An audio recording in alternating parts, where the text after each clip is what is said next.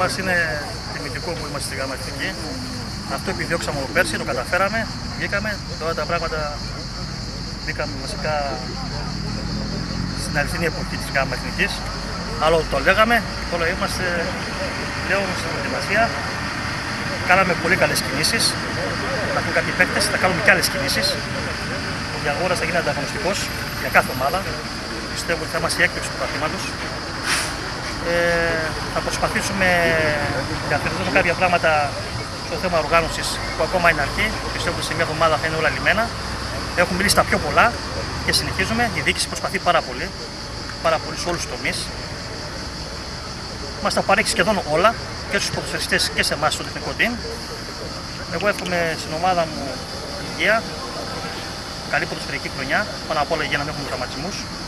Και από ό,τι βλέπω, πήραμε ποδοσφαιριστές, ήταν επιλεγμένοι ποδοσφαιριστές, πέρα από καλοί ποδοσφαιριστές, να είναι και καλοί χαρακτήρες.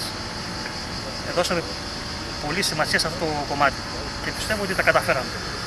Και έχουμε πάλι, σας είπα, ακόμα 3-4 επιλογές για να κλείσουμε το ρόστερ. Πιστεύω ότι όλα θα πάνε καλά για το Διαγόρα, γιατί θα είμαστε μια ομάδα οργανωμένη, με καλούς ποδοσφαιριστές, καλό τεχνικό team, καλή διοίκηση. Αυτό πιστεύω εγώ. Επειδή ακούσαμε πολλά, ο στόχος τελικά ποιος είναι ο φετινός, να παραμείνει η ομάδα ή τρώγοντας ανοίγει η όρεξη τελικά? Θα πάω στο δεύτερο. Τρώγοντας ανοίγει η όρεξη. Εγώ δεν θα υποτιμήσω καμιά ομάδα, γιατί αυτό το λένε όλες οι ομάδες. Δηλαδή και στην Κέρκυρα, άμα τους ρωτήσεις, λένε οι δύο ομάδες θα πέσουν. Εμείς θα πέσουμε. Πας στα Τρίκαλα, η ομάδα του ίδιου θα λέει. Θα λέει ότι οι δύο ομάδες πέσουν. Εμείς θα πέσουμε. Οπότε πρέπει να προσέξουμε πάρα πολύ, γιατί όλοι λένε δύο ομάδες θα πέσουμε και στο τέλος δεν ποιος θα πέσει. Αλλά εμείς κάνουμε μια ομάδα που πιστεύω ότι θα είμαστε τρώγοντας ανοίγει η όρεξη και θα είμαστε ανταγωνιστικοί. Δηλαδή κάθε παιχνίδι για μας θα κοιτάμε την νίκη μόνο. Αυτό πιστεύω εγώ, με τους παίκτες που έχουμε και με την οργάνωση.